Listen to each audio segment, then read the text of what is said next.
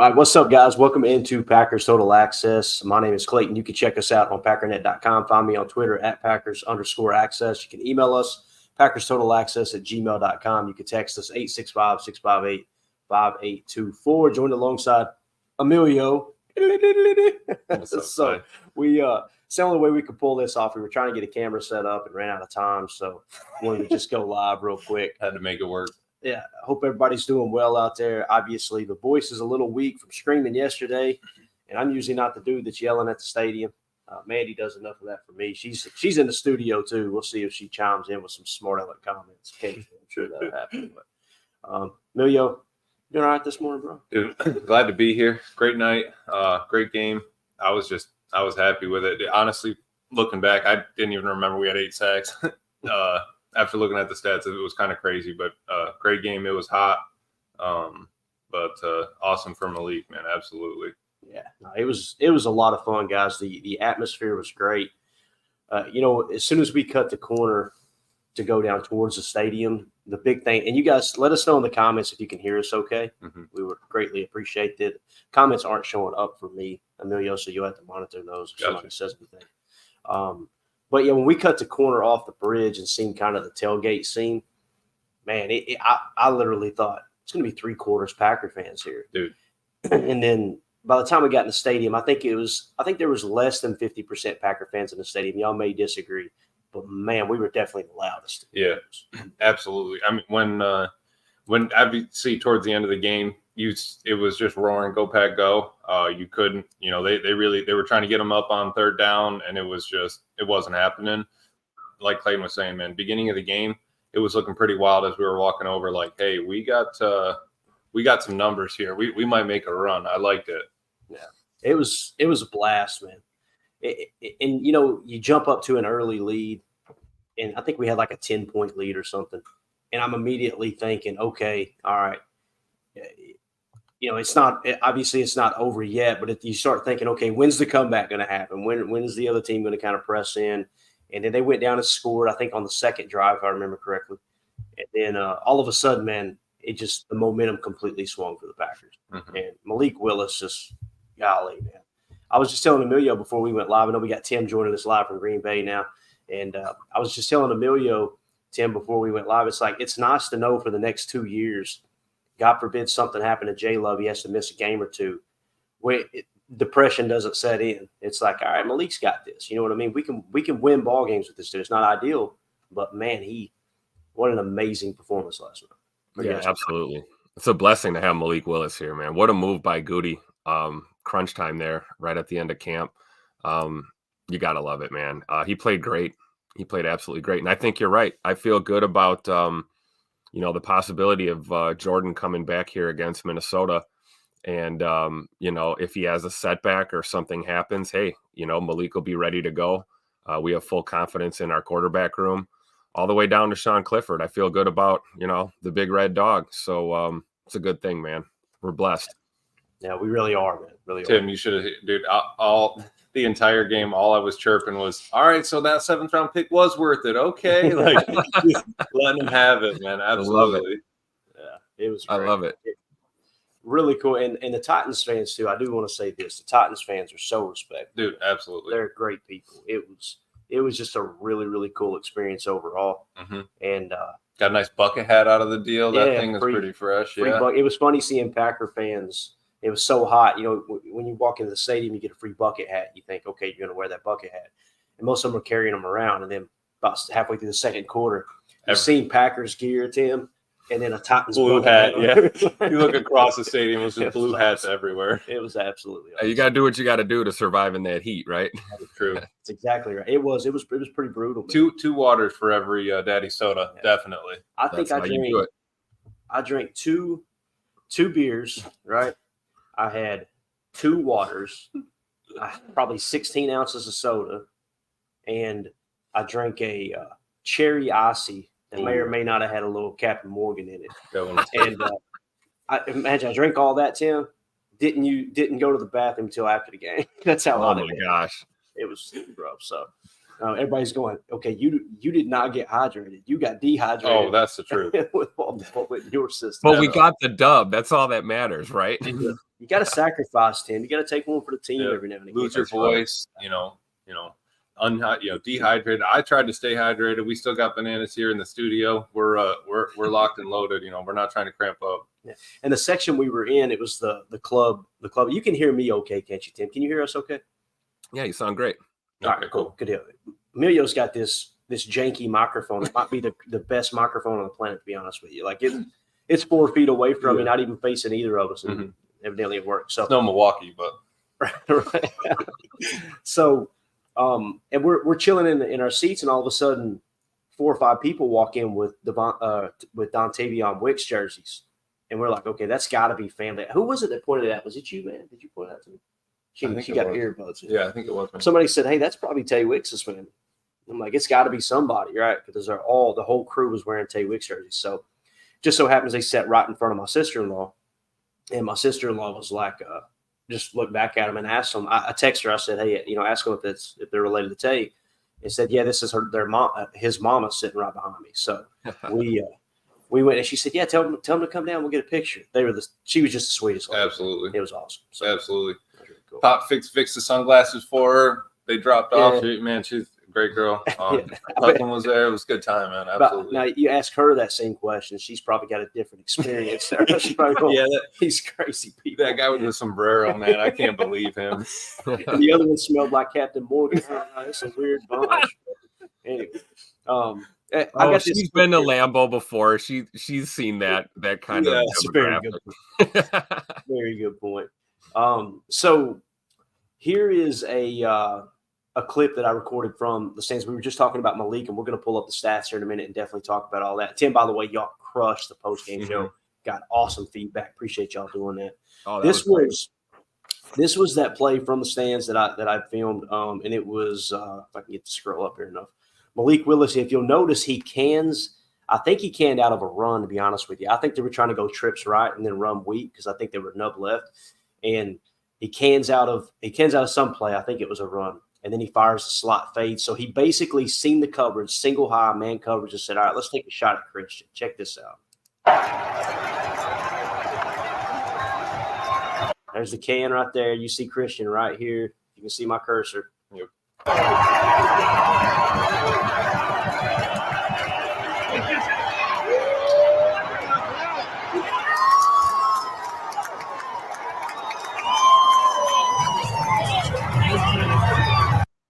Absolutely awesome, man. What a cool play right in front of us. And then, of course, the Jair Alexander pick 6 was right in front of us, too. Emilio, you were at the concession stands, right? Yeah, that was my bad. I was getting rehydrated there. Oh, man, you missed it, Emilio? Yeah, I saw it on TV. They had enough TVs around the place, but I had to get a couple more daddy sodas. It was the only play, Tim, that I did not film, too, by the way. And it happened right in front of me. I was just like, you got to be kidding me. They came out empty, and I had my phone down. They came out empty down there inside their own, whatever it was, 10, 15-yard line. I went, oh, no, I couldn't get my phone up. And I didn't think it was going to be a pick 6, but I'm thinking Will Levis empty set inside his own 20. Something good going to happen for the Packers. Right? Oh, and Ja totally baited him. He baited him on that coverage. He was playing off, and he pretended like he didn't know Hopkins was going to run a curl or something.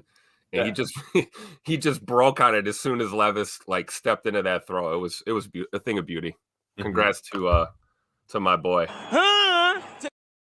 Needed that big time. Now, first thing I thought, boy, he's shutting some people up today, and one of those people is me. So let's go. Here was another cool clip. I didn't get the interception on tape, but this was Xavier McKinney celebrating after his interception. So here we go. That Apache Indian is my wife, Mandy.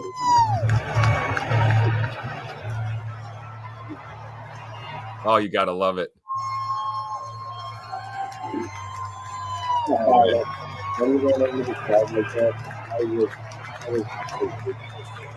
Oh, there's a Titans jersey. I saw one. I saw a Titans fan. There they are. Yeah, it's just awesome, man.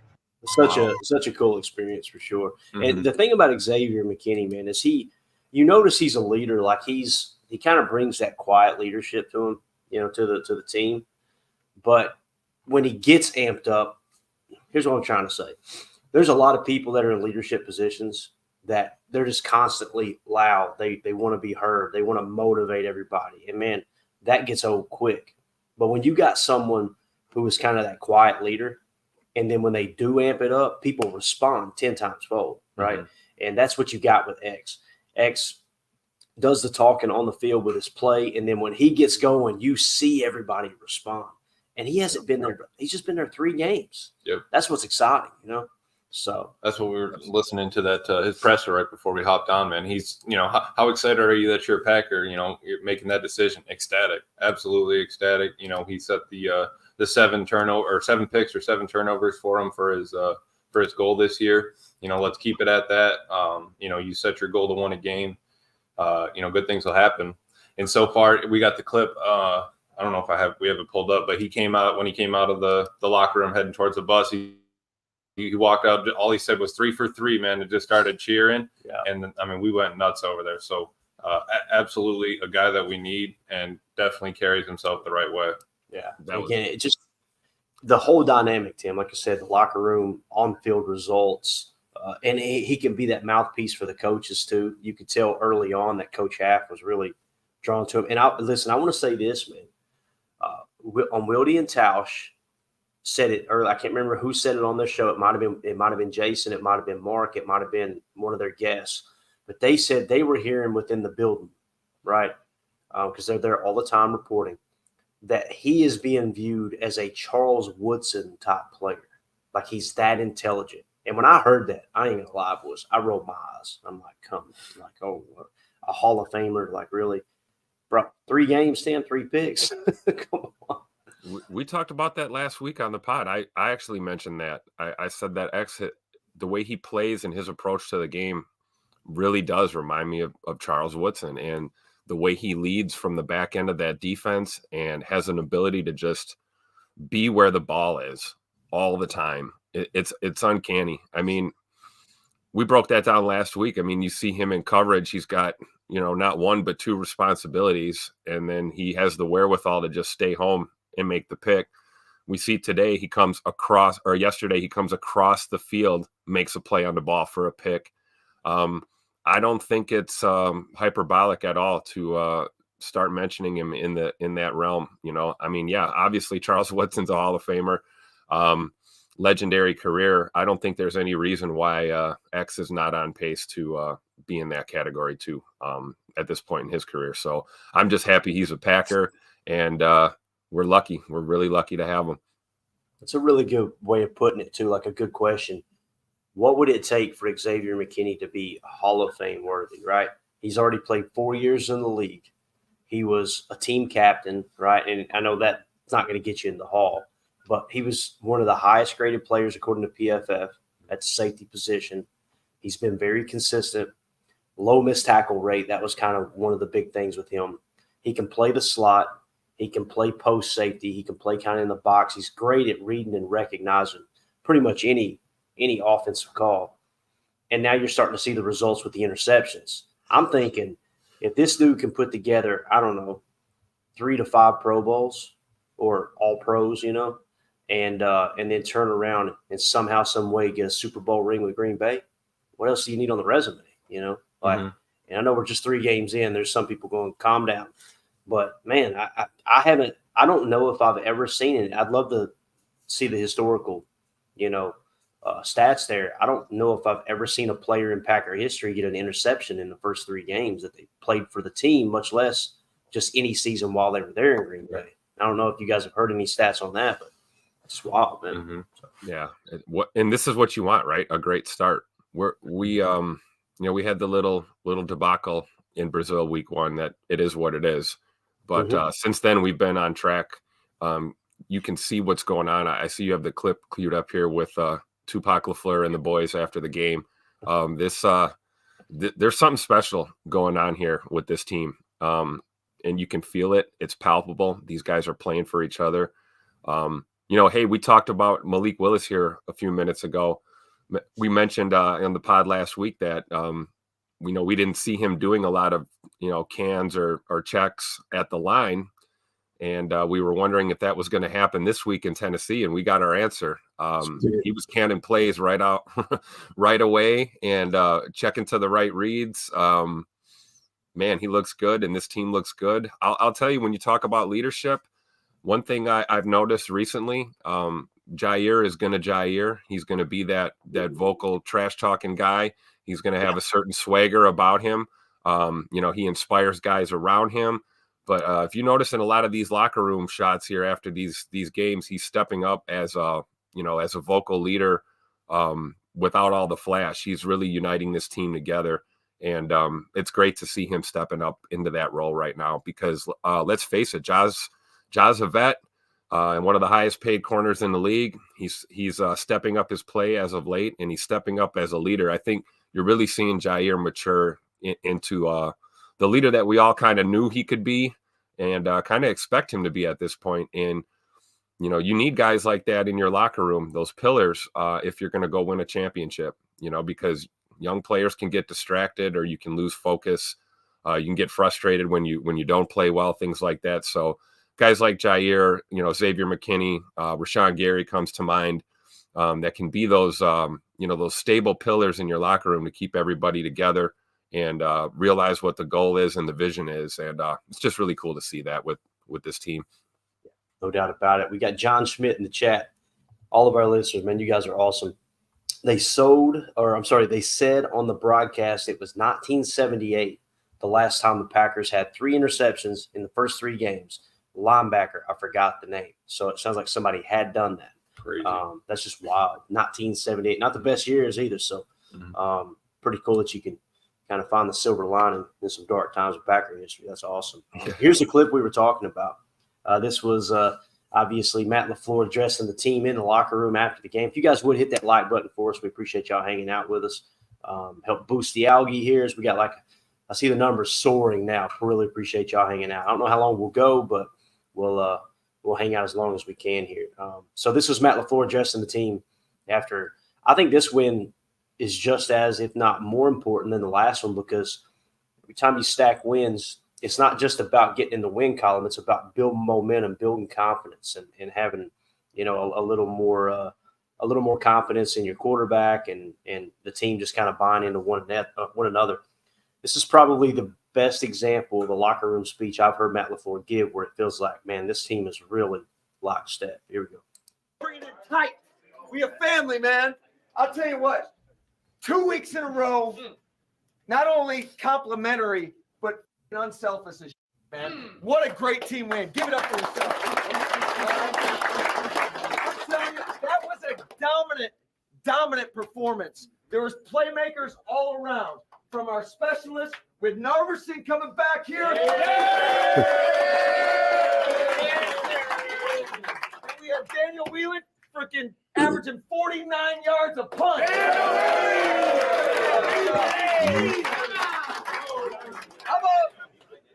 How about give it up for the O-line? 47 carries for 188, and it's not just you guys. Give it up for the wideouts blocking their ass. How about give it up for Emmanuel Wilson for his first touchdown?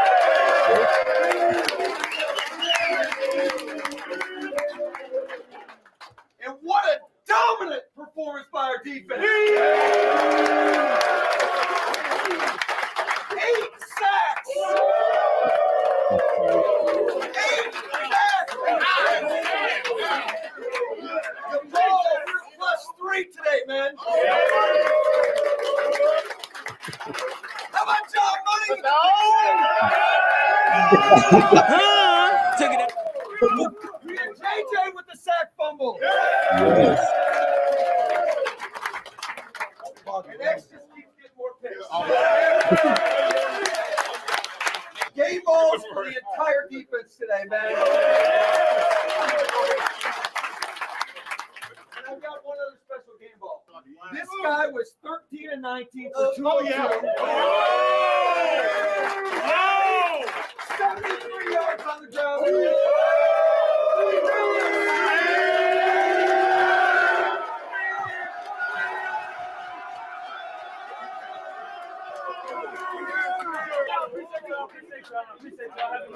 bro. Appreciate y'all having my back, bro. That's all I ask. Great job. Hey, man, like I said last week, the best teams, man, they keep building off wins. They keep building off this. It's the process in which we got here, man. Let's keep on the process. Everything you did last week to be in this position, do it again. And let's lean on our brothers. Packers on 3. 1, 2, 3. Freaking leadership right there, Jair Alexander. Love it. Dude, it just it's like the more times you watch that video, that's like the third time I've watched it, and every time I watch it, it gets better. You notice something else. Pretty cool. We'll be talking about this at the end of the year, I think. So, let's. One thing he did mention was our boy Emmanuel Wilson getting his first touchdown, and I don't know who I told in the stands, but so I can't remember if it was Mandy or who, but did you just comment or something? What are you grinning about? You grinning like a possum in a dumpster. Okay. So I looked over because after the touchdown, everybody's all fired up, and then all of a sudden they set up to kick the extra point, and I see Josh Jacobs sprint down the field, and I was like, "What in the world is he doing? Like, where's he going?" It looked like he was going to like celebrate with the fans. I'm like, after an extra point, and then it hit me. He went to the official and got the ball. So he recognized Emmanuel Wilson scored his first touchdown, and he throws it down the end zone. Well, they used that ball to kick the extra point, and Josh Jacobs realized it. And then after the game, I noticed Wes Hodkowitz tweet this out. It says, Josh Jacobs, good teammate. Emmanuel Wilson said he dropped his first career touchdown ball in the end zone after his 30-yard touchdown, but Jacobs went back and got it for him. He has possession of it now. So I immediately looked at Mandy, and I was like, I'm pretty sure Josh Jacobs went and got that ball for Emmanuel, and I said it to someone else. Did I say it to you? Mm-hmm. So you could actually see him on the sideline take took it off. So absolutely took off, and I thought it was. I mean, that's just a teammate right there. That's someone that it's a little bit deeper than just, hey, we're playing 60 minutes of football, that we've played since kids. It's I've loved for him. Emmanuel's working.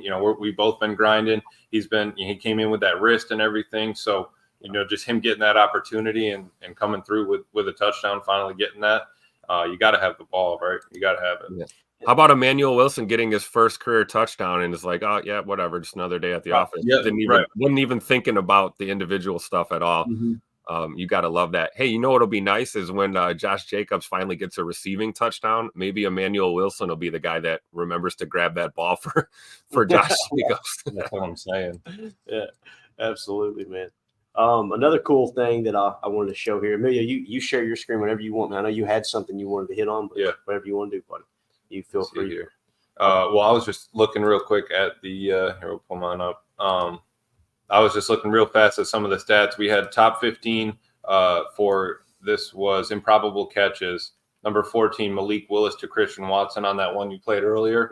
31.3% for a 30-yard reception. Absolutely love to see it. Nothing better than Matt was talking +3. The reason we were +3 was because Malik handled the ball. We didn't have issues with, fumbles or anything like that. He didn't turn the ball over. He didn't force it.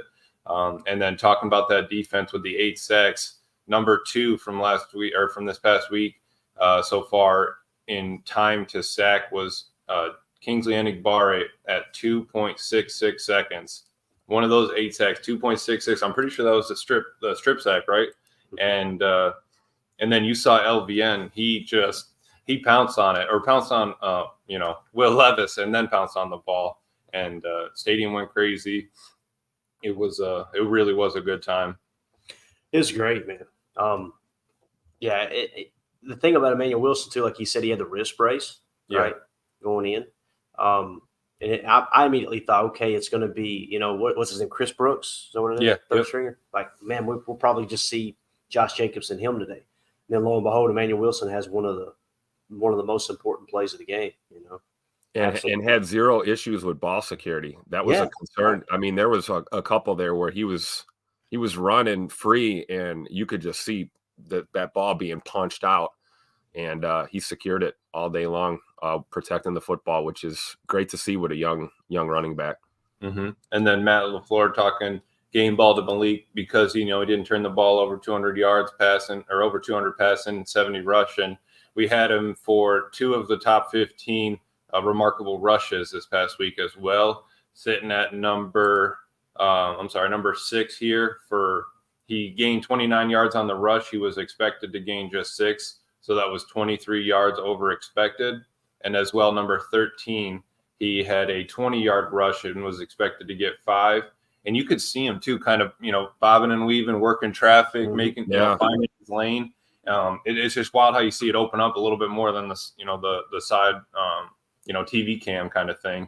And then we also had Jaden Reed, which almost you forget about, but he had a 15-yard rush, only expected to gain 2 yards on the play, making people miss, getting upfield north and south. We got to keep moving the sticks, and it just seemed like everything was kind of working. We got a little worried when Daniel came out, had a couple punts, but still 49-yard average. Let's flip the field. Let's get the defense out there, get a couple more sacks, and just let them eat. And one of the scoring drives for the Titans, I specifically remember, we got a penalty. Daniel Whelan punted it down to the 10-yard line. Yep. Fair catch at the 10. Penalty on the play. It was 53. Who's 53? I don't know why I remember that after last night, but 53 spotted him. So number 53, I think it was, that got a penalty. So now they take the 5-yard penalty and repunt. They end up getting the ball at the 30. Yep. Guys, that's 20 yards of invisible yards. And the dude right in front of you, the Packer fan right in front of you said, that's 20. That cost us 20 right there. Yep. And immediately you had said the same thing at the same time. You guys both looked at each other. Yep, 20 yards of invisible yards. I'm glad this nerd gets it too. He's over here talking to his wife like, honey, that was 20 yards, man. I'll tell you, what's funny watching on TV was watching the cameraman trying to keep up with Daniel Whelan's punts and figure out where that ball was coming down because it hung up so long. Yeah, that's awesome, man. You mentioned Malik Willis there. One thing that I wasn't prepared for, even doing a little bit of film study on him, was just his presence in the pocket, man. I think that's something that's kind of been slept on with him, even throughout these past 2 weeks with the great performances he's had. Is he's got that natural internal clock that you want a quarterback to have when you can't see your blind side, you're looking through your reads, you're dancing around in the pocket, but you got to know that at some point that rush is gonna get home or that pocket's gonna break down. And Malik Willis just has an incredible ability in there to keep his feet moving, step up and out, step over and out. We saw a couple of times where the read wasn't there and there was no hesitation. He tucked the ball and ran. And that's what makes him deadly, and definitely has an arm. We know that as we look at the pass chart here. This is great, and I wanted to highlight that because I was blown away by his awareness and presence in that pocket. And if for some reason he does play again, Sunday against the Vikings in this huge divisional game, that's gonna prove to be invaluable because our O-line is gonna have their hands full. Coming up on Sunday, and this is a must-win game. I don't care what anybody says. We win this game on Sunday, we'll be sitting at top of the division with the Vikings tied at 3-1, and that'll be a huge momentum shift in the North. So I don't want to get too ahead of myself, but Malik Willis, man, pocket presence. Was not prepared for that. I was unfamiliar with your game, Malik. So very nice work, man, for sure. No doubt. Jason, you in the chat said it was revenge game for everyone but Malik. I don't know if you've seen Christian Watson's comments.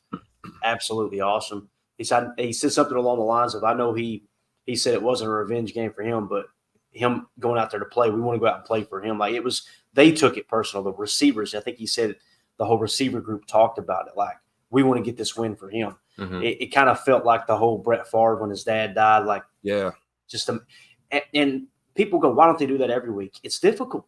Like it sometimes it takes specific situations to bring people together like that. And it's huge when it happens. And every coaching staff, that's why they literally got mental health doctors on staff.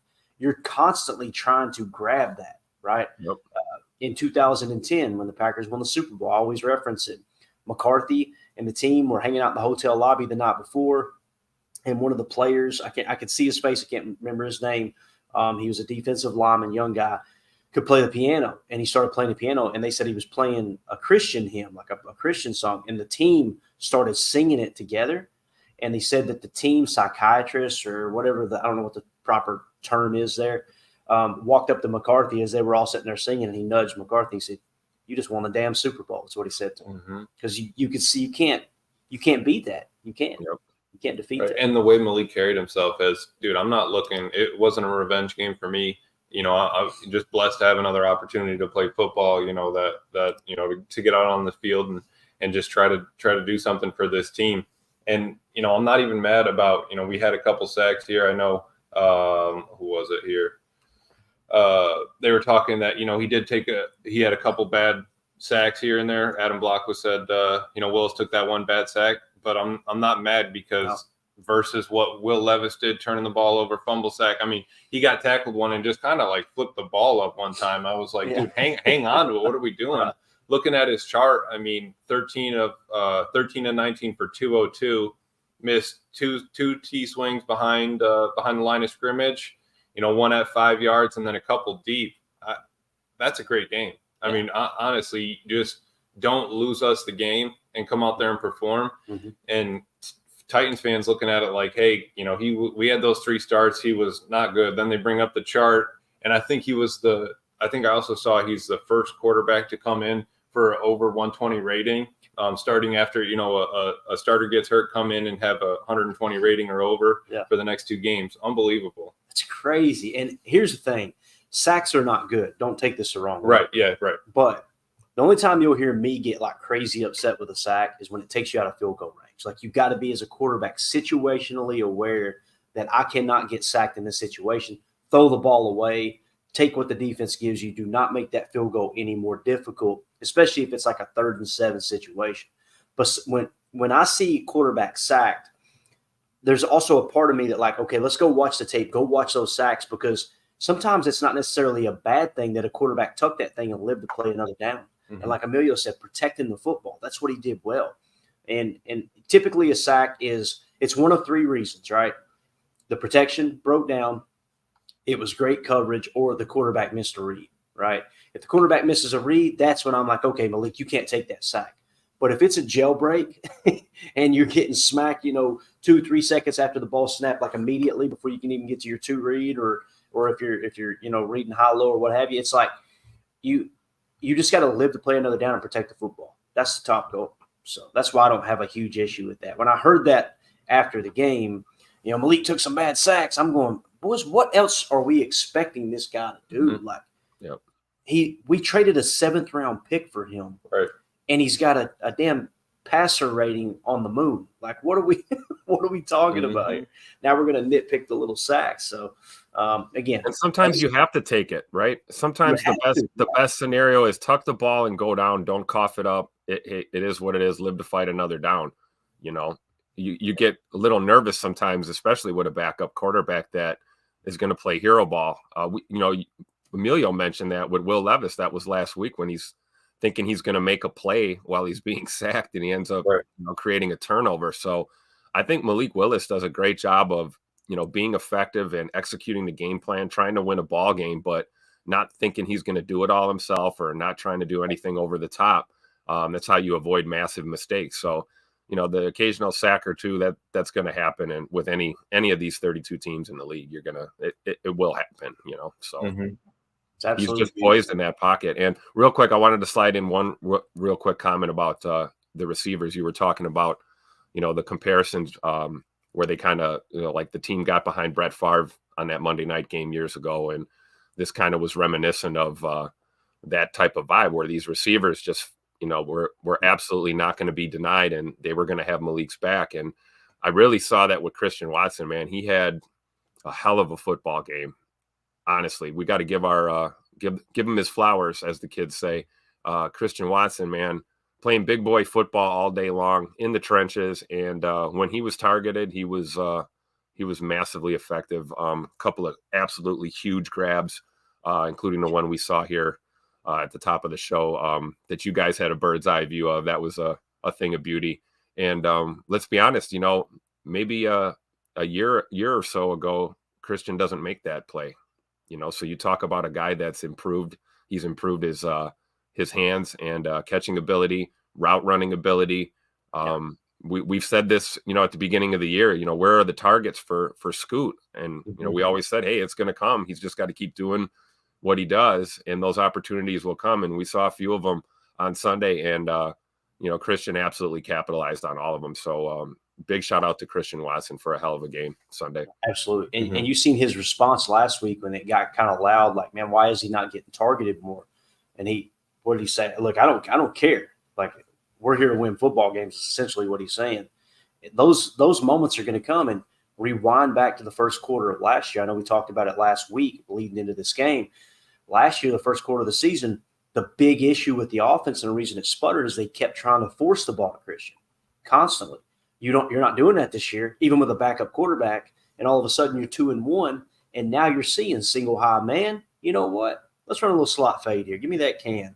Go deep, Christian. Like, you're waiting for the right opportunities to take those shots and give him those chances to. And we always talk about 50-50 balls. That's a 50-50 ball. He needs to catch it. A 50-50 ball is not actually a 50-50 ball. That's what cracks me up.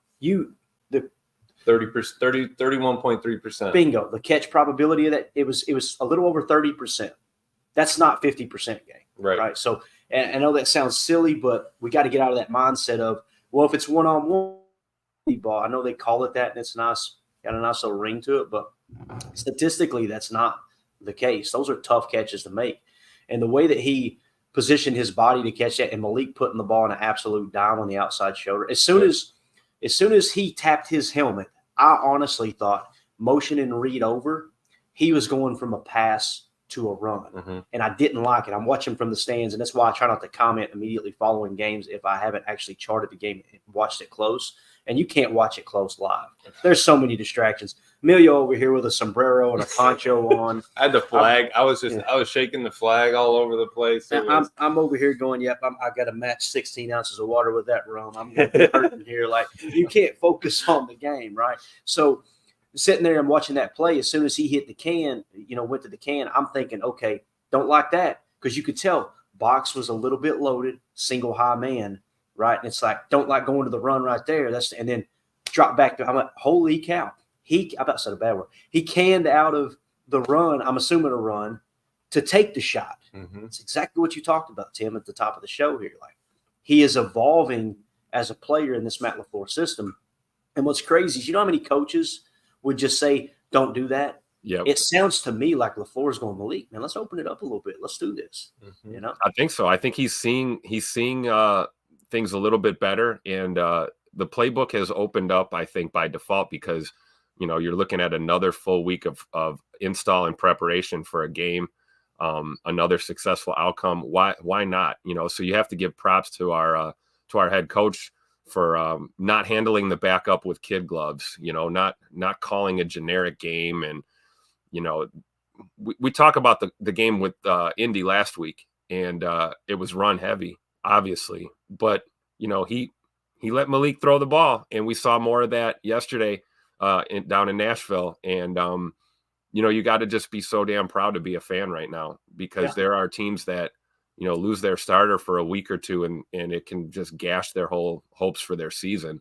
And lo and behold, Malik Willis steps up, and we're 2-1, boys. We're back on track, coming home to 1265. So it's just a great feeling, man. And you can just see the FBI that Malik Willis has, because clearly this guy is a student of the game. For him, LaFleur talked about it in his presser. It can't be understated what Malik Willis has accomplished in the last month coming into this team, with little to no work in this system. And just, I don't know if he's just a quick learner. He just one time and he grasps it, he understands. But I mean, we're seeing relatively mistake-free football from our QB2 here.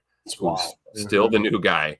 And I'm all for it. And, it's got to give Jordan Love a lot of confidence, too, to know that when he does come back, man, that, he's got a quarterback room that's behind him. He's got a team that's behind him. And like I said, he can play free and not have to worry about that knee, not have to be paranoid about having a setback or something. Go out there and play your game. If something happens, it happens, and it's next man up.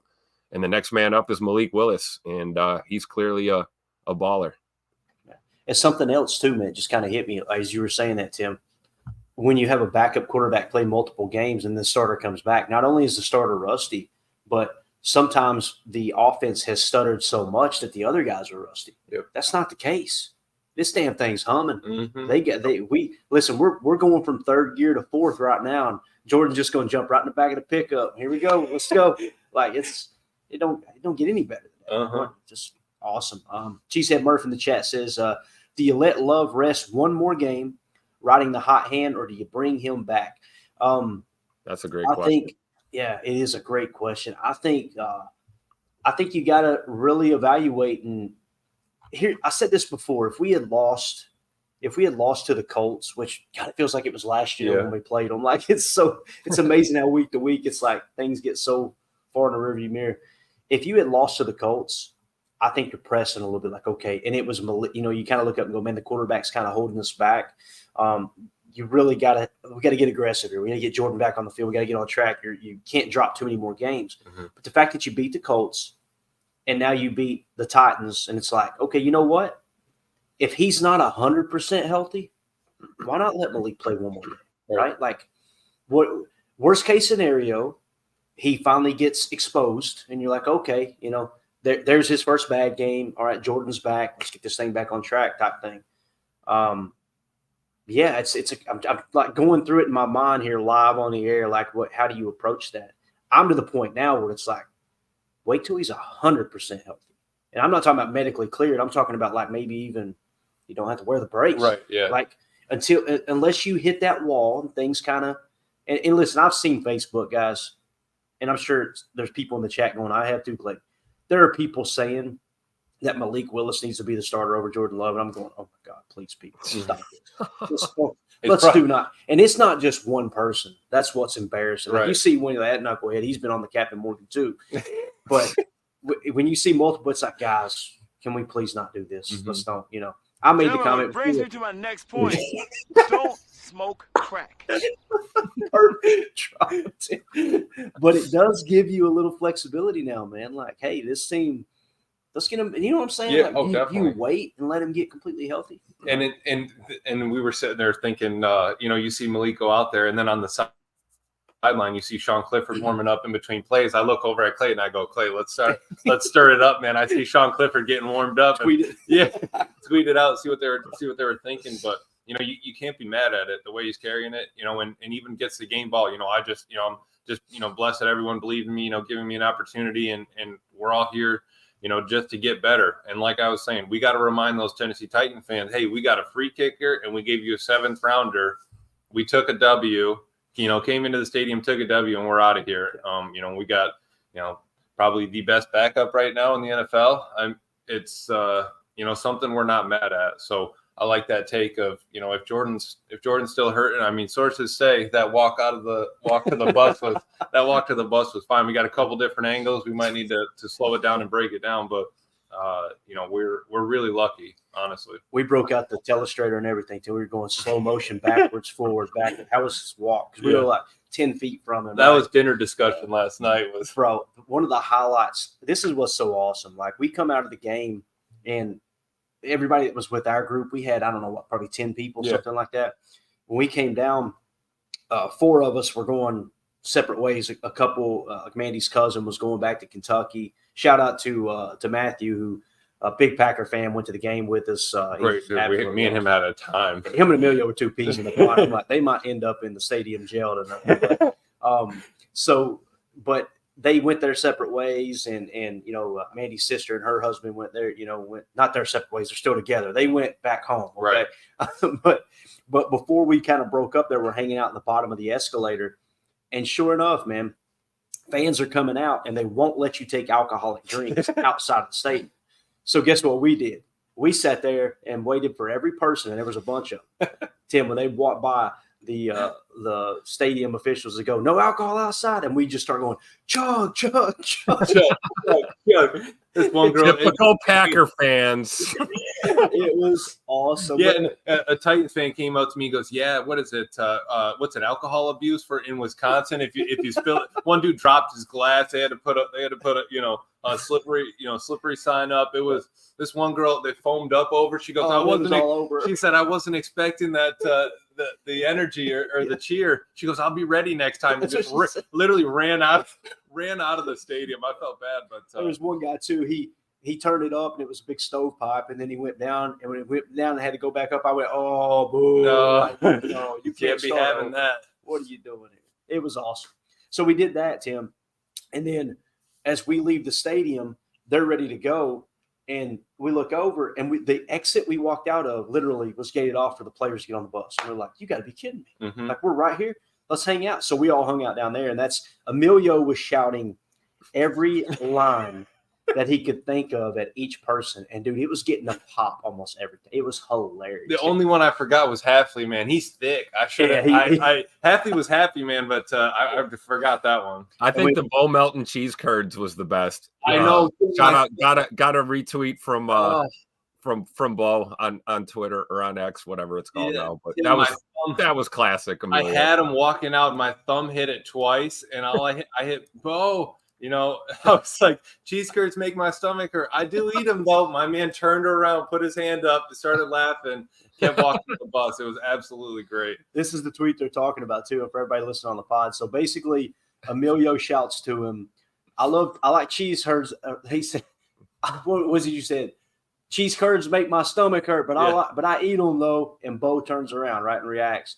So Emilio tagged him on a tweet here and said, bro, appreciate you liking the cheese curds comment on the walkout, man. Keep grinding.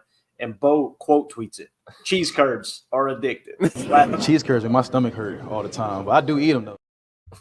Dude, he literally turned around and was laughing. That was great, man. And then, you know, you get the fans all around there, just, you know, they're cheering, cracking up, man. It was awesome. So people probably thought like, oh man, they had some kind of inside access. No. We were downstairs rooting people on to chug beer, and we walk outside. And, damn, there's the players. Let's go talk to them. Yeah, cheerleaders started walking out they came out of the elevator and stuff, and we was like, all right, it's about time to go, man. You know, no one else is coming down the stairs. We can't cheer them on to chug anymore. So we start walking out, loop around, and then you got the guy on the golf cart bringing the equipment out. We're cheering him on.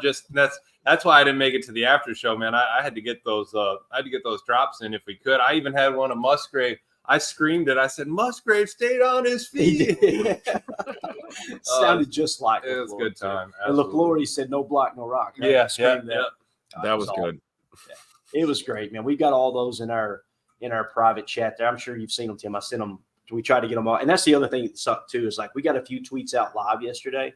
We had like that Christian Watson bomb down the sideline. I had that trying to send out as a tweet the second it happened, but it just Twitter kept hanging up and all the cell use there. I don't think I tried to post a flyover. I don't think that popped up until end of the first quarter. His flyover video, Tim, that Emilio got. Oh my God, it sent chills up. Yeah, I don't even know what it was. It was a huge. Looked like an AC. It looked like a 130. Or, you know, not a gunship, but the same thing. So it comes down and it dips down into the stadium, turns sideways, and as it tails off, they got the back hatch open. It was just like, oh wow, it chills, man. Because I looked over at Clay. And I go, Clay, you think we're gonna get a flyover? Yeah, they sang the anthem and everything. Nothing. And then like the camera pans. You saw it on the big screen. The camera kind of pans. Everybody turns their head. Yeah. And, man, this thing just came swinging over. It was wild. I was sipping my slushy, man, my icy with the rum, and all of a sudden everybody starts looking up. I'm like, what is it, a UFO? And all of a sudden, dude, it was. And everybody in Nashville at the same time said, yeah. Dude, and that was it, too. It wasn't divided Packers-Titans, man. Everybody was, cheering on the flyover our country, everything, man. It was unbelievable. It was just a great time, absolutely great time. Let's shift gears here real quick to defense. This was cool, and again, NFL and CBS. Obviously they don't mention the Packers in this tweet, right? And it says most turnovers this season: Will Levis with 8, Anthony Richardson with 6, Jalen Hurts with 6, Caleb Williams with 5, right? And it immediately hit me like the 3 quarterbacks with the most turnovers, Tim, have played the Packers. Mm-hmm. The top 3. Think about that. The top 3 quarterbacks in the league who has the most turnovers have all played the Packers. And we're just 3 games into the season. You know, it's like there's a theme here, boys. Mm-hmm. There's a theme here. So thought that was really, really interesting. That's the biggest change we talked about with this approach defensively. Yep. You can compare Joe Barry's system or scheme or defense to Jeff Hafley's all you want. The single glaringly obvious change to me is Coach Half has got these boys playing the football, and turnovers are a point of emphasis. It's something we haven't seen from a Packers defense in a long time.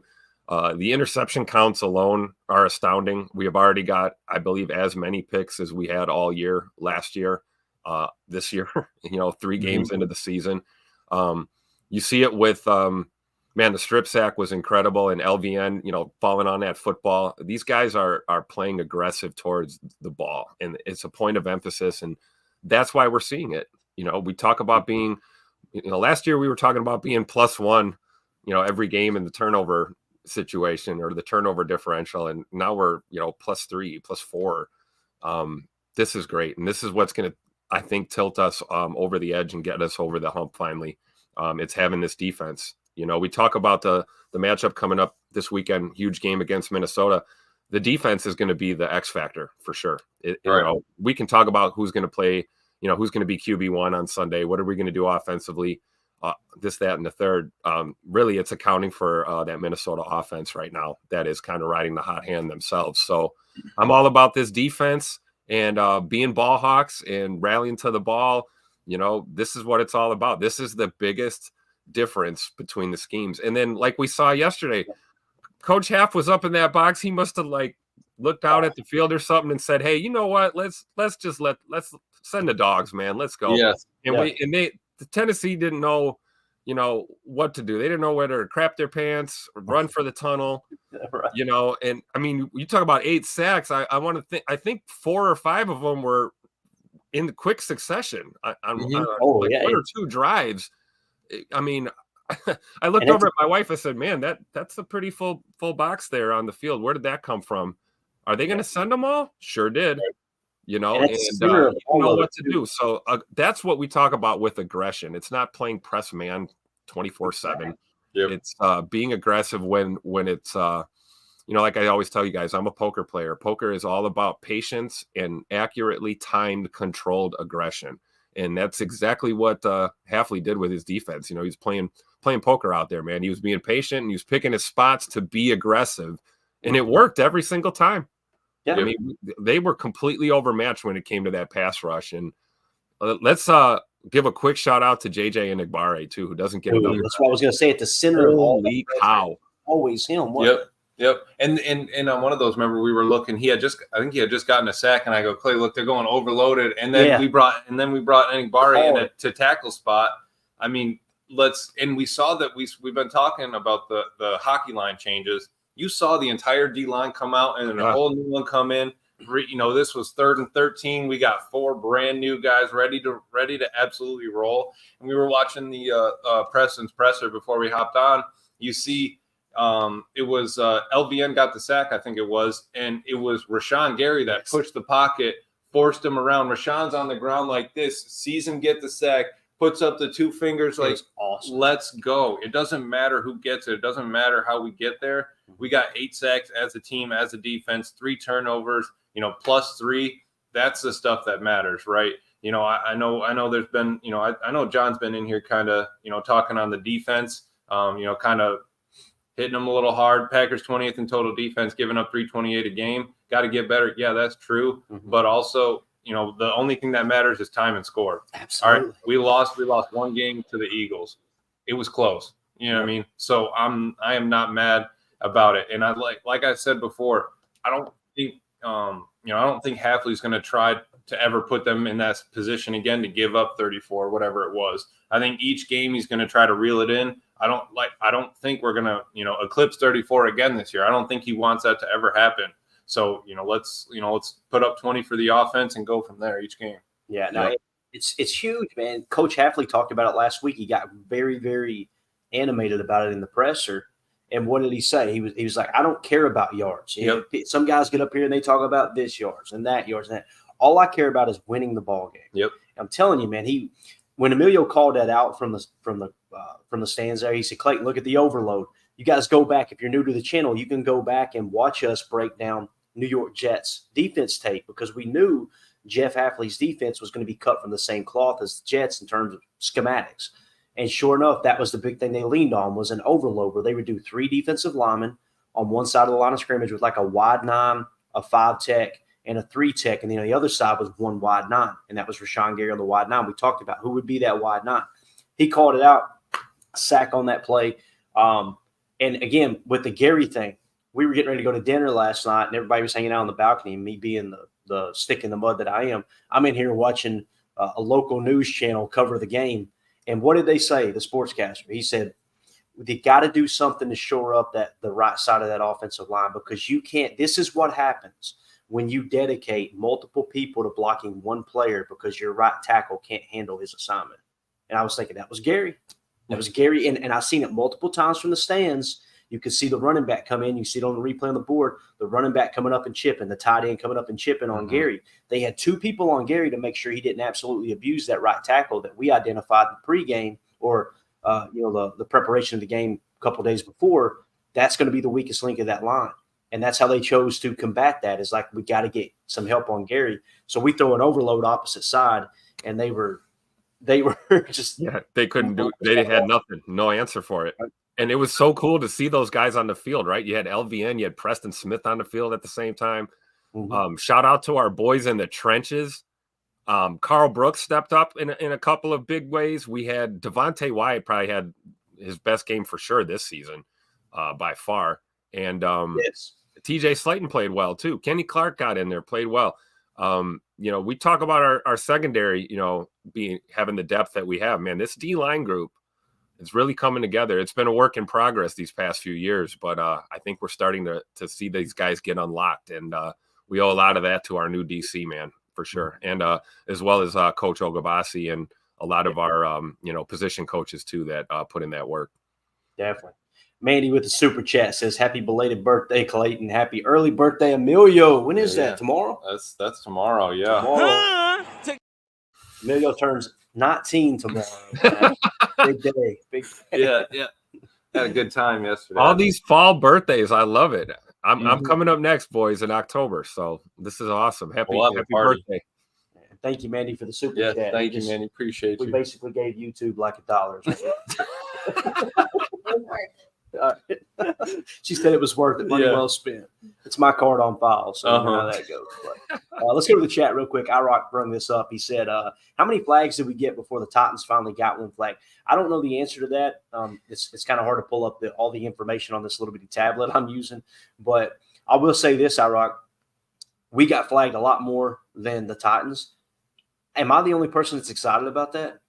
Because I'm looking at it going, we dominated this game and lost so many yardage in the penalty within penalties. You know what I'm saying? And here's why I get excited about that. I know people think that, are they against us and this and that? And I understand being overly protective of your team and wanting to defend them in that regard. But the thing I look at is, as the season goes on, what typically happens is every week, it's my understanding, every week, a penalty that our coaches disagreed with, they put together a video.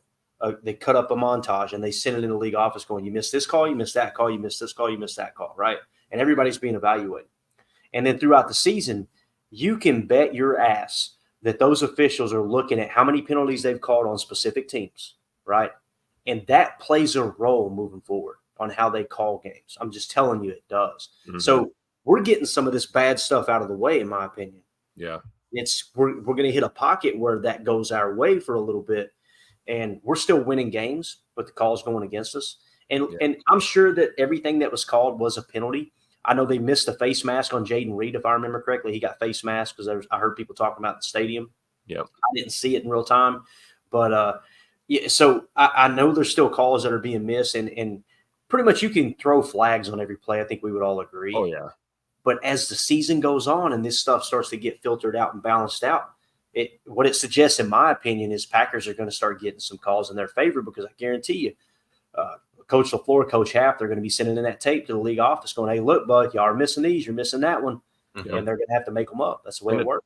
And the thing with penalties, like when me and Jacob went on post game, that was like the first, only like negative thing we had to talk about. Like if you had to have a knock on the Packers in this game, it was the penalties, and I do think that what you're saying holds a lot of weight, because there were a lot of missed calls, and the goal should be to call a fair game if you're going to call it. If not, keep the flag in your pocket and just let the boys play.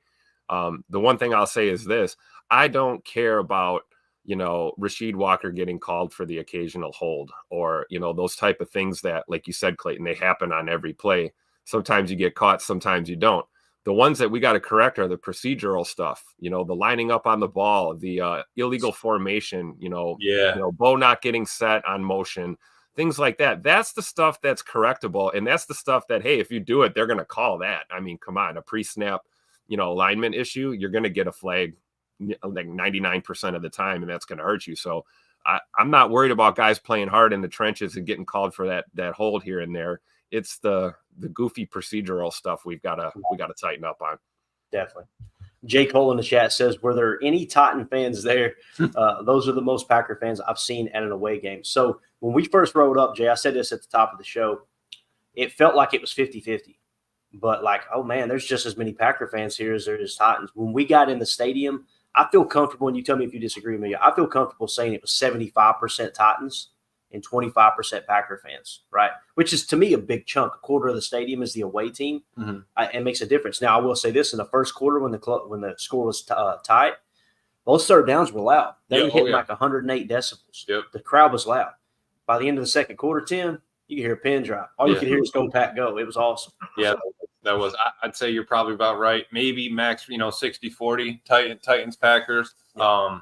But it was as the game went on, and their chances were less and less likely. You could see them start to thin out, and like you said, that "Go Pack Go" absolutely took over. It echoed, because I mean they'd be cheering on the defense, or it would be Titans out there for the third down.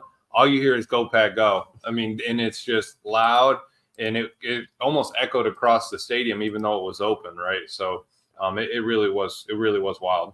Just here to tell you, Pack is back. You heard it from a fan right here. Tim, I wanted him to hit that so bad on his walk out. I was like, do you think we can get John to give us a No, absolutely. I can't believe we got Matt LaFleur to do it in the locker room. I know, yes. Oh, so cool. Jen Wright says, too many. Did you see the face mask on Reed?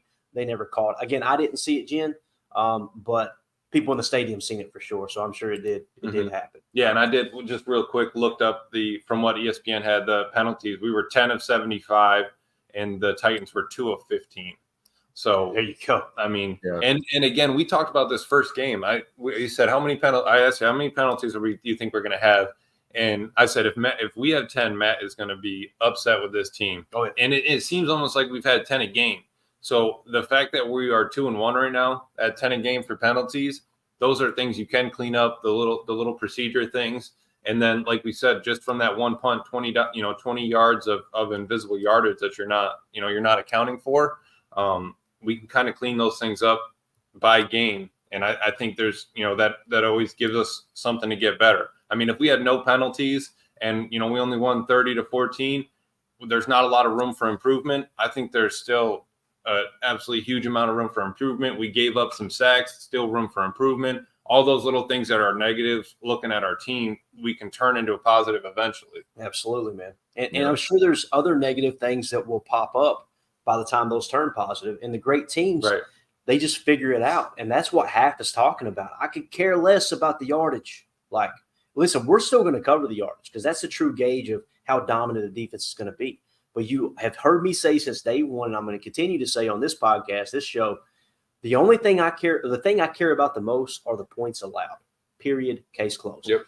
After that, then you're looking at third down efficiency. You're looking at red zone defense. Red zone defense probably more important than third down efficiency, to be honest with you. Like, and I think that was a little tough. I think they were 2 for 2 in the red zone of that game. Think about the things that went wrong. The penalty yards went in their favor. The red zone efficiency went in their favor. Right. And we still come out with a dominant win, 30-14. You can see here, Tim. You can see this on the screen, okay? Can't you?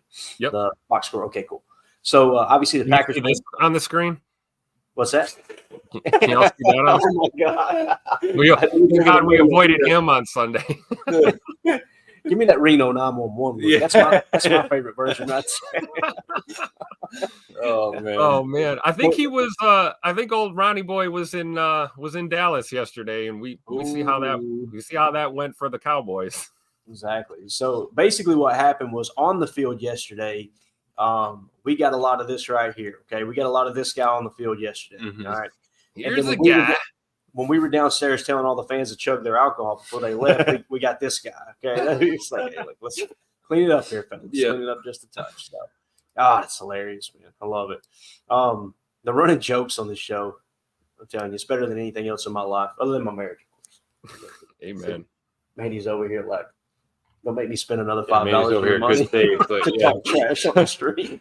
Mandy's over there like, Sit your butt outside. I love it. All right, so the Packers win 30-14. We'll get ready to wrap this thing up here. First quarter, 17-7, outscoring the Titans. Second quarter, outscored the Titans 3-0. Third quarter, 7-7, and then of course the fourth quarter, 3-0. Let's go through the stats real quick. This is the first time I've got to look at it, Tim, and that's one bad thing about watching the game live in the stadium. I'm the geek that would rather watch it on TV with 2 computer monitors, all the stats going, charting the game. But it is good to get in there hang out with Captain Morgan every now and again. Passing, Malik Willis, 13 of 19, 202 yards, a touchdown. He was sacked 3 times, but only 12 yards. That's huge, only 40. So that shows you the type of sack he took, right? Now, maybe one of them was longer and the other was right at the line of scrimmage. I don't know. I'd have to look at the actual tape, but pretty cool that it was only 12 yards because we've seen it time and time again. Guys get sacked and they lose, 10 yards on a sack, 8 yards on a sack. So to me, that's minimal damage, 13 of 19 for 202. Let's see, rushing. Look who was your leading rusher, fellas. Malik Willis, 6 carries for 73 yards and a tutter. How about our boy Jeffrey Simmons talking crap before the game? Yeah. And you don't run on the Titans. And listen, they shut the running backs down fairly well. You got Emmanuel Wilson, 12 carries for 50 yards. Not really, right? Not really. Josh Jacobs, 14 carries for 43. So your two top backs combined for what? 26 carries for 93 yards. Not great, but not horrible. Mm-hmm. Jaden Reed, 2 carries for 19 yards. Chris Brooks only had 3 carries for 3 yards. But I like how Malik Willis was like, okay, yeah, y'all going to load the box and take that inside zone away. I'll run it on you then. Your former teammate. Yep. I'll shut you up. Exactly. Pretty cool, man. What a game. And obviously the touchdown. Emilio, if you go to his Twitter page, he got that one recorded. It was awesome. The read option touchdown by Malik Willis. That started the revenge tour right there. That's how we were screaming. I was, like I said, 7th round pick and revenge tour coming your way, man. All I kept telling him was, man, thankfully Will Levis won that job in Tennessee. You know what I'm saying? Thankfully he won that job because we are blessed to have Malik on this team.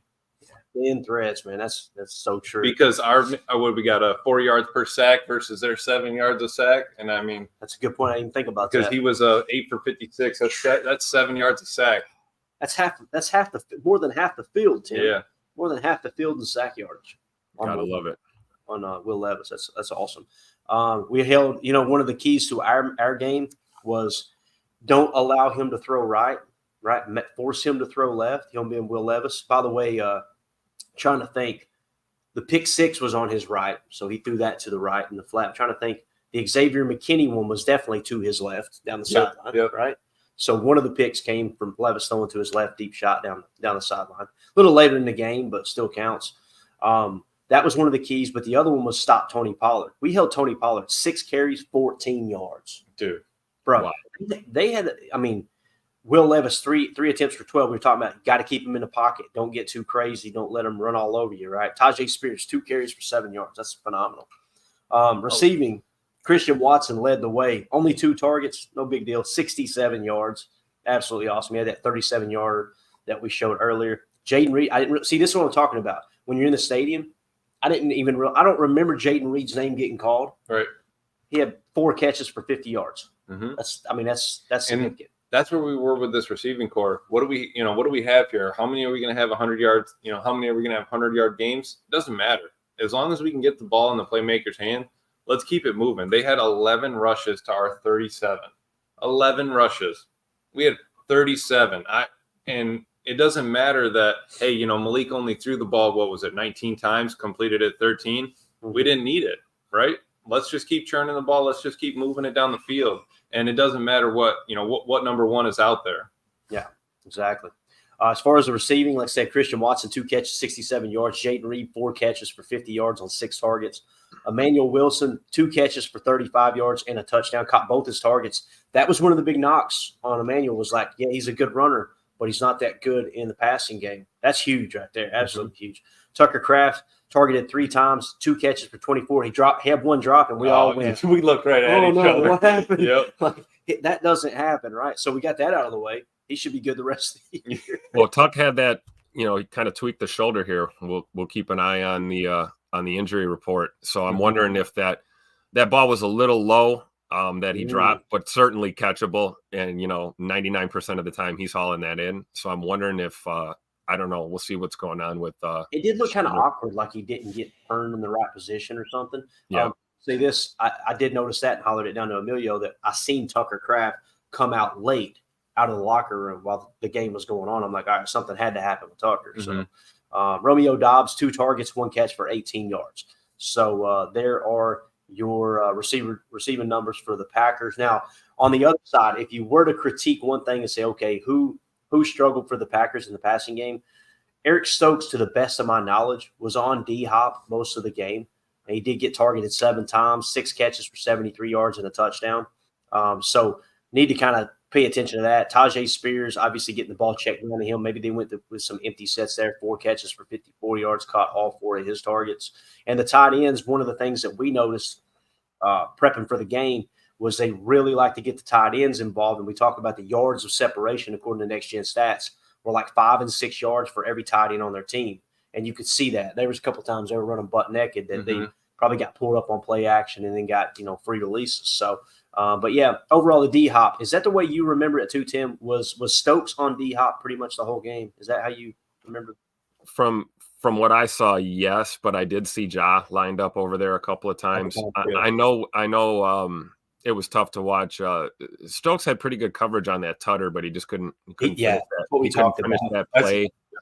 But there were also some really good highlights from Stokes coming in, making some really solid tackles, which is something that we haven't really seen as part of his game. It hasn't been known as a super good, open field tackler, but clearly that was a point of emphasis because he's looked good so far when it comes to that. But I think Stokes has got some stuff to tighten up, but I think he's playing his best football since his rookie season. Honestly, I mentioned that last week. Yeah. So, and I looked right over at you. I said, "How bad do you think that touchdown's going to affect Stokes?" Because I felt like he played a decent game, and I honestly don't even remember if Valentine came in too much for him. Like last game, he was. I don't remember. It seemed like first quarter Stokes was in, Valentine second, Stokes third, Valentine fourth, kind of thing.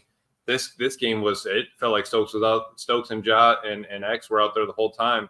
Yep. I'm excited to honestly watch the game back and kind of see where Bull was, see how the D line was just going to work. Yeah. And he asked me, he was like, could he have done something different? I'm like, not really. I mean, it's a back shoulder throw. D-Hop made a play. He was right there. Like, I don't, they're going to get there. That was probably the best ball Will Levis threw all day, honestly. Right. Yeah, right. It was. Yeah, you're right. And ironically, it was to his left, right? What the hell do I know? So, let's see here. The fumble recovery, Van Ness. I can't wait to see that one again because not only was it a fumble recovery, but my man if you watch, he intentionally took a free shot on Will Levis. When that ball's loose, quarterback's fair game. It was like a belly flop. Almost. It was like the old Eddie Guerrero frog splash, right? Just sitting with it, bang. I was like, yeah. And then, look, I'm going to go ahead and destroy your quarterback as I get this fumble recovery. It was absolutely awesome, man. So Van Ness with the fumble recovery. Let's see. Defensively, look at our boy Isaiah McDuffie, 9 tackles with a half sack as well. Quay Walker, 6 tackles. He had a half sack. Going to see a lot of half sacks on this one. They were rallying. Eric Stokes, 5 tackles. There you go, Tim, what you were talking about. Jair Alexander, 5 tackles. Xavier McKinney, 5 tackles. Devontae Wyatt, go have a game, fella. 4 tackles, right? 3 of which were solo tackles, 2 sacks and 2 tackles for a loss. Kingsley Enagbare, 4 tackles. He had 1.5 sacks and 1 tackle for a loss. Edrin Cooper had that half sack. We've seen them. They ran a little scrape blitz with Edge. That was because that was the overload. I think we were talking about Enagbare, and you called it out. 3 over the top and a little scrape delay, slipped right through in between, looked like the guard tackle, and it was over for him, man. He is so quick. And then you talk about Jair too, man. Jair, hey, look at the stat line. Calvin Ridley, 1 reception, 9 yards, right? And just like Ron said in the chat, Josh spent a lot of time on Calvin Ridley on Sunday, and he was not effective at all in this game for Tennessee. So we got to give Josh some props here on the defensive side. Absolutely, man. Absolutely. Let's see. Like Edgerrin Cooper, the half sack. Preston Smith, 2 sacks, 2 tackles for a loss. Had a heck of a game. Let's see. Lucas Van Ness with the sack, obviously had the huge fumble recovery. Gary was getting doubled all day. So when you see these other guys getting these huge stat numbers, and like I said, I'm not going to sit here and pretend like I noticed it other than one chip in the game while we were watching. It was like, man, Gary ain't really hitting home, is he? And then when I get back to the hotel and they're talking about they're like, you can't do that. You can't just automatically put 2 guys on one defender and expect to be successful. Like, so that's what happened. I hope that's what the tape shows. Right. You guys know I am the leader of the Rashawn Gary apologists and fan club. But listen, if you see it, you got to say it. If I turn on the tape and he's just getting dominated one-on-one matchups, I'm going to say it. But early indications are their game plan was let's chip him all day. And that's what's going to give you your other guys opportunities with one-on-one matchups. So, and weren't they saying on that same TV channel, it was kind of like, hey, what would have been like if Malik was in this, in this situation for the Titans? And they were like, probably would have been the same outcome. And I'm like, we laughed. We were in the back. I'm too drunk to taste that chicken. I don't know about that. We were leaving the stadium and we stopped in a restroom there, and they had everything blaring on the intercom or the speakers in the bathroom, and that's what they said. If you put Malik Willis in the same situation as Will Levis was today, you're going to get the same outcome. We all laughed. There's like 5 Packer fans, and they're like, the hell you say? Yeah. Get away from me with that crap. So interceptions, Jair Alexander had the pick, obviously the pick 6 for a touchdown, 35-yarder. What was it? Was that really – did he return that 35 yards, Tim? Hey, I was getting that. So maybe. I was thinking it was like inside the 10. See, that's what I'm saying. That's the Morgan. No, it was a shorter field. I don't know about that close, but yeah, okay. Maybe. I don't know if that was. That's pretty sweet. They were saying it was his first pick 6 of his career, right? I think as well. So I mean, awesome. You just that's wild. And then there to break down the team wasn't about anything that he did. Wasn't about any. It was about the team effort. Did he give the football to a little kid and turn up with his teammates? Like he probably. Took it down the sideline, turned over with my guys, gave the football to a little kid wearing 23. See? Absolutely. It was funny, too, though, because there were some fans sitting down in front of us, and they were several rows down, but they were in between us and Mandy's sister, okay, and her husband. And one had a Devontae Adams shirt on, a jersey on, and the other had a Jair Alexander jersey. And when he got the pick 6, that guy just like this, just started pointing at the jersey on his back, right? It's Jaws jersey. And then all of a sudden, Brandy looked back at Mandy and flipped Mandy off. And Mandy flipped her back off. And then the guy wearing the Devontae Adams jersey looked at Brandy and looked at Mandy and looked back at Brandy and gave her a word back. like, I'll flip her off for you, dude. It was awesome. So it was a good environment, man. Those fans were awesome. Yeah. No doubt. All right, so McKinney, obviously, with his third straight game with an interception as well. 3 for 3. Yeah. Punt returns, not much going on there. Kicking, let's see how Narveson did. Well, looky there, fellas. 3 for 3. 100%? Yeah. Is that good? Is that high score? Hey, listen, to the best of my knowledge, he did better than Justin Tucker this week. Sure did. I did say better than does it mean he's the GOAT? I don't know. Harrison Butker shaked one last night too. True.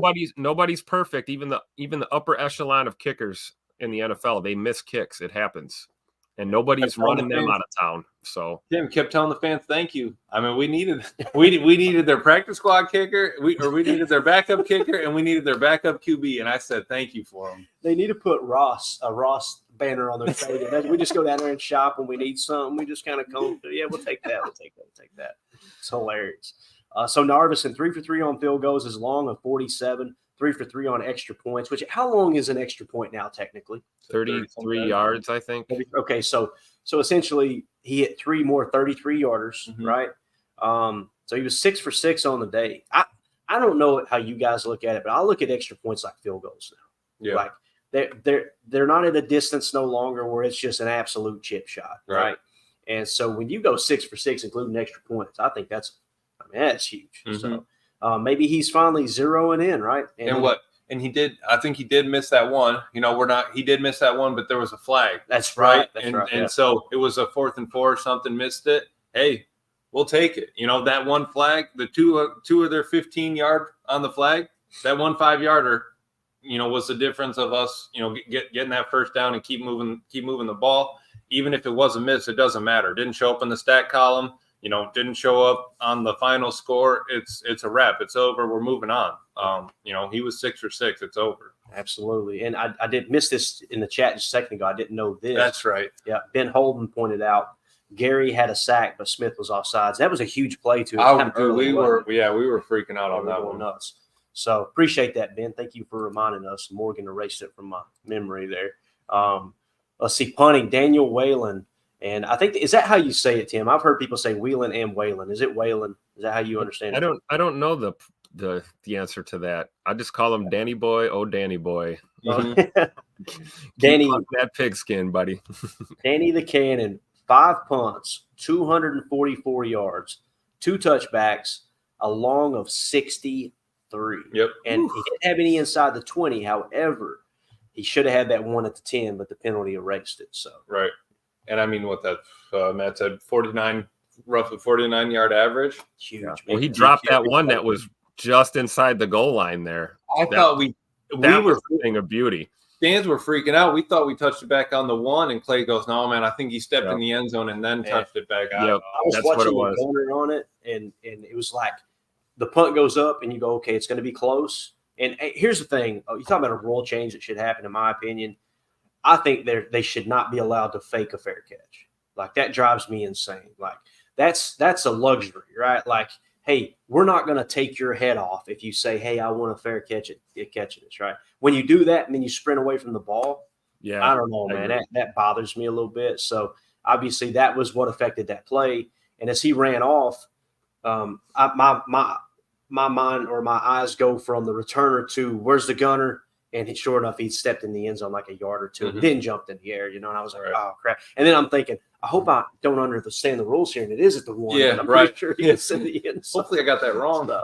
Yeah, it was fun, though, man. It was a great game to watch. But, yeah, we'll go ahead and wrap this thing up here. We went for quite some time. I didn't expect to go this long, but that was awesome. Tim, you got anything else you want to add before we wrap up here, big dog? No, not at all. Looking forward to the rest of the week, you know, as we break this matchup down. I'm sure we'll have a chalk talk coming up at some point, and getting ready for the Vikings coming to Lambeau, getting ready to protect home, and huge divisional matchup. Just excited, man. We're back on track. This is things are looking up, and wish I could have been down there with you guys, but I'm glad you had fun, and go Pack, go, man. Yeah, we'll get together soon for sure, man. It was a lot of fun, but we wish you were here too, man. Yeah, and Jacob both had a good time, man. We'll definitely do it again. Seen a couple of Jacob spots down here last night. We'll talk about that. Yeah, we did. Yeah, Tim, we'll have to talk about that after the show, man. we were running around. What was it? It was almost 11 o'clock last night, and we were just kind of roaming around downtown and everything. Running around. We found the best milkshake place. What was it called? Legendary. Yeah, that Legendary Shakes, bro. I'll stick some pictures on Twitter. Mandy's still got part of hers over there. There's a whole brownie sitting in the cup. Right. 4 inches tall. Yeah, it was great, man. It was great. Which one did you get, though? I got the Cookies and Dream, 2 Oreos on it. I mean, that thing was a 6-8 inch sundae, man. And you know how Mandy refers to me as a stick in the mud, Tim? I walked up there and they got this huge list of all these special milkshakes. I said, can I get a half strawberry, half vanilla milkshake? Then Tim, he slammed this thing in like 30 seconds. He was slurping it till it was empty. I was like, Clay. Lady was trying to clean. They literally turned part of the lights off, closed the, lock the doors.